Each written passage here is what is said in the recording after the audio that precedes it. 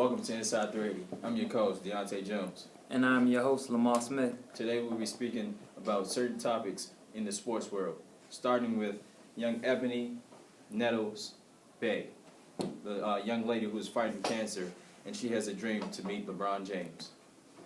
See, Ebony Nettles Bay is a tremendous player, and I find the story very inspirational because, here it is. See, you know, me and you, we've complained several times about going to practice, man. I hate this. I can't deal with this. We got to do this every single day. Yes. But she's had several games where even her teammates say is, all right, so she would say, before the game, I got to go get chemotherapy. Yes. And then that same night she's playing in the game. And she has to be very strong. Chemotherapy, I witnessed my aunt, she had breast cancer. And it puts you down, and for her to be able to fight and battle against that is just tremendous. She originally committed to the University of Wisconsin-Milwaukee. She started first experiencing it in the AAU game. She said she couldn't breathe. And she just wants to meet LeBron, and I hope she meets LeBron one day. The next story we were addressing is Michael Sam's dad's reaction. I honestly think about Michael Sam. Everyone has their own their agenda, their opinion, and he shouldn't be looked at different. No different from what he likes. I mean, that's him. What do you have to say about that, Lamar? I say at the end of the day, he's a football player. Yes. And as many people say, their job is to win games. As Colin Kaepernick and Cam Newton said when they were asked about the topic yesterday, regardless of what they do in their personal life, that's to the side. Their job is to win games. And if they can have that type of professionalism, that's all that matters. Mm-hmm. See, his father, he claims he was misquoted, but the original quote that came out was that, well, I'm more of an Adam and Eve type of dude, and though I don't wish bad upon my son and think he's going to be a great player, I just don't think the NFL right now is ready for that type of notoriety or that type of criticism right now. Yes. So let's get into the Yankees. All right, the Yankees right now have 7-year, $155 million Japan Golden Eagle sensation Masahiro Tanaka. See, now Tanaka, he is known to, on the gun, hit as high as 97 miles per hour. Yes. And his best pitch is a split-finger fastball. Yes. See, Tanaka has a great repertoire, but right now, because of his inexperience in the USA field and the major leagues. Two different leagues. Tremendously different. Though, I've heard that Japan is about as close as it gets to the major leagues. Yeah. They have him ranked as a number 3 starter. Now, Tanaka, he's thinking, well, I'm no number 3 player. His main objective, he said, is I want to start on day 1, on opening day. See, he came with his family on this big primetime jet, so he already knows what it's about when the bright lights of New York. And that's a different city there. New York, man. It's so many lights. It's a great city. One of the best cities I've been to. I hope he doesn't get distracted. I know he won't. I just wish the best for him. But let's speak about Derek Jeter and his retirement at the age of 40.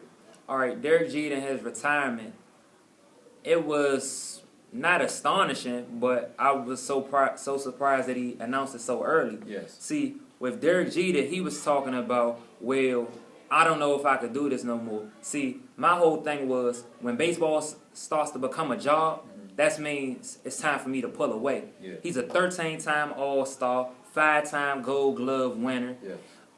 I'm surprised he hasn't won an MVP, but he was World Series MVP once. Yeah, surprisingly. His notable play is the 2001 flip versus the Oakland A's and the playoffs that led them to their World Series run. Yes.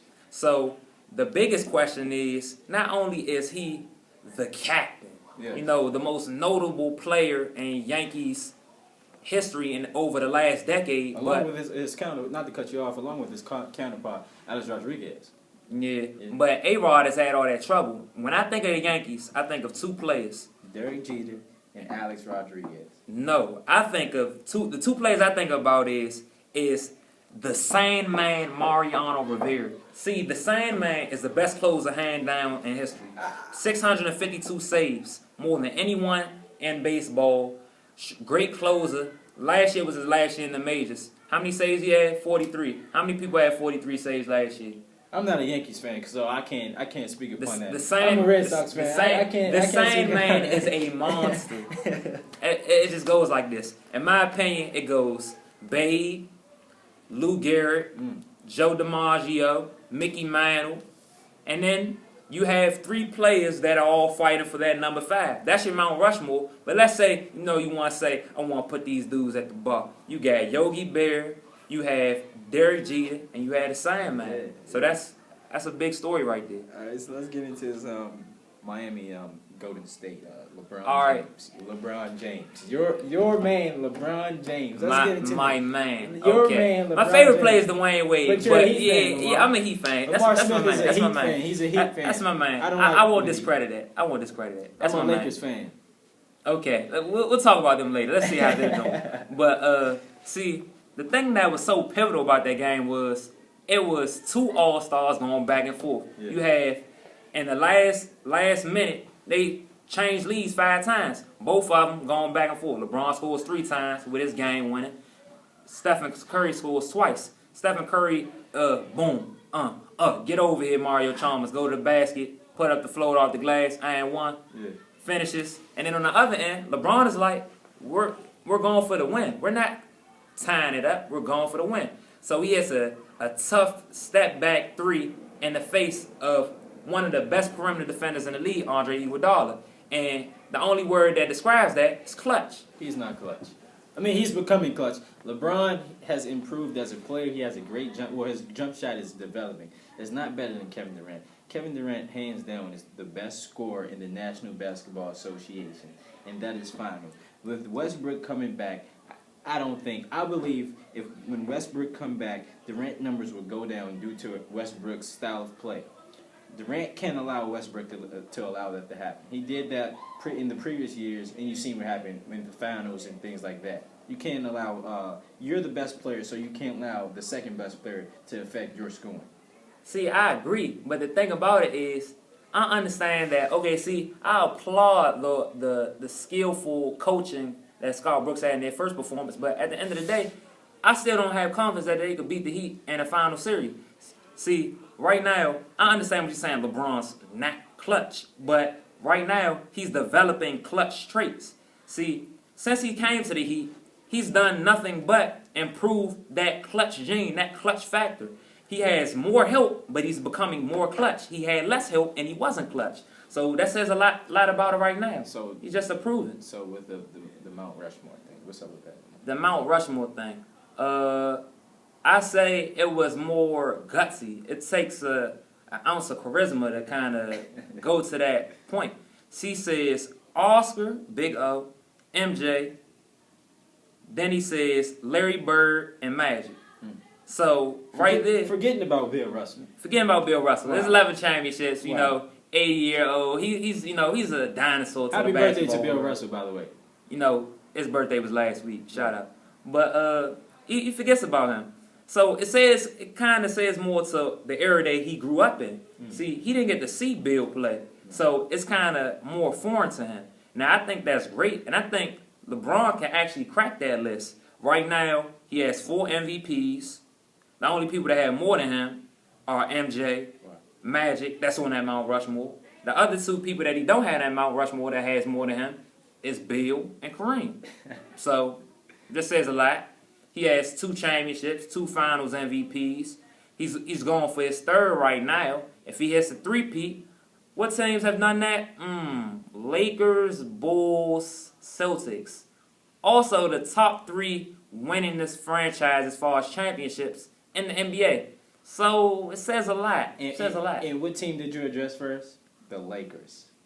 The Lakers. That's funny. The Lakers. It ain't looking too pretty down in Hollywood. Well, let's get into All-Star Weekend, man. It was a great, interesting All-Star Weekend down there in New Orleans. Starting off with Friday night, the celebrity game with Kevin Hart saying that he will win his 3rd MVP. Not first nor second, the 3rd MVP. Well, that 3rd MVP was not well-deserved, suppose, but he gave it to Arne Duncan. Arne Duncan. He came to our school last year at the Secretary of Education. I didn't know he could hoop like that. He can hoop. Boy has game. Well-deserved. with the what's that? The rookie sophomore challenge. It's the Rising Stars Rising Challenge. Team Hill versus Team Weber. Now, unlike last year, where Team Chuck just, turkey basted Team Shaq, it was actually competitive.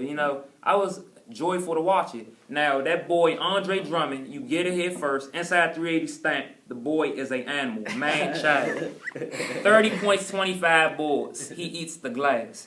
Now, the true story outside of Andre Drummond's pure hustle, the Pistons got a bright future with that. Dion Waiters, Syracuse product, versus Tim Hardaway, Michigan product, were both going at it down the stretch.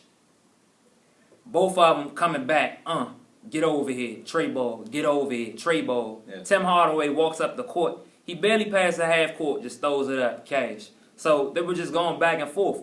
Tim Hardaway finishes with 36. Dion finishes with 31. Most of his points coming in that second half. So it was a nice battle right there. So do you think he deserved more minutes in New York? I mean, I've seen his minutes increase, but do you think he deserved more minutes in New York?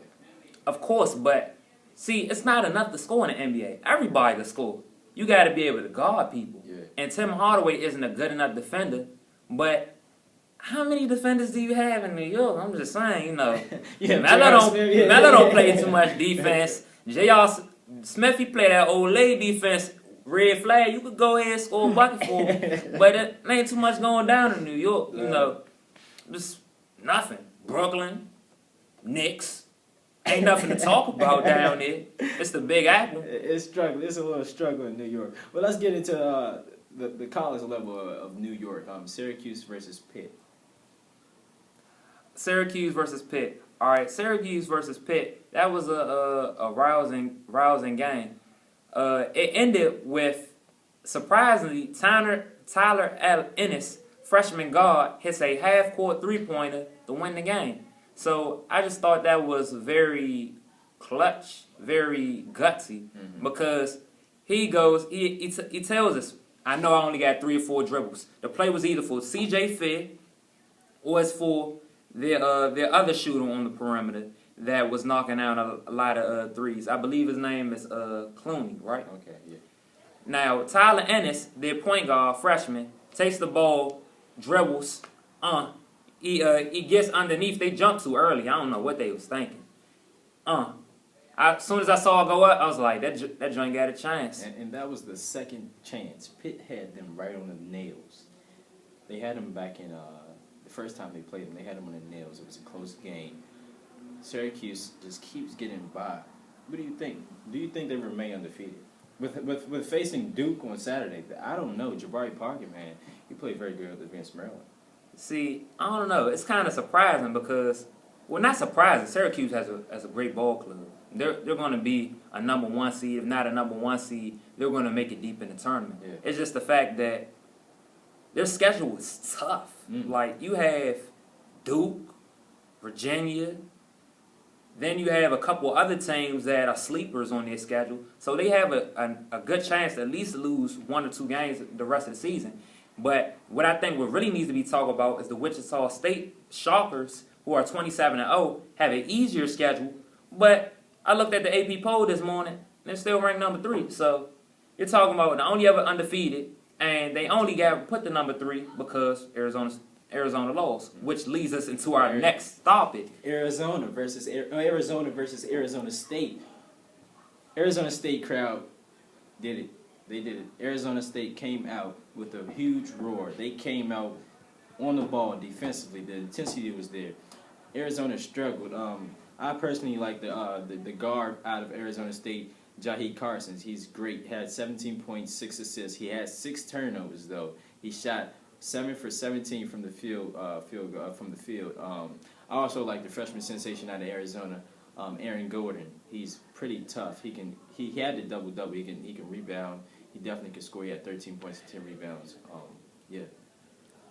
Well, I don't know. The whole freshman focus thing has been puzzling to me. But I think Aaron Gordon has a nice game. I don't really see the Blake Griffin comparisons. I think Blake is an overall better athlete and more skilled. He's a better at getting his own shot in the low post. and I see Aaron Gordon. I don't think he should come out. I think he should wait another year or two. He definitely should develop. He has a lot of raw talent. I think he needs to still develop. Yeah. But Arizona as a ball club, I think they'll be very competitive in the tournament just because of the fact that they defend well. Mm-hmm. They hold opponents to almost 38% shooting a night. So that let alone is going to keep them within ball games. And then they have enough offense generated and strong big men play in order for that to generate to the tournament. Let's go back to the NBA. Thursday night. Los Angeles Lakers. The Lakers versus the Thunder. The Lakers had the Thunder on the nail. What do you have to say about that? With 8 players. Mind you, 8 players.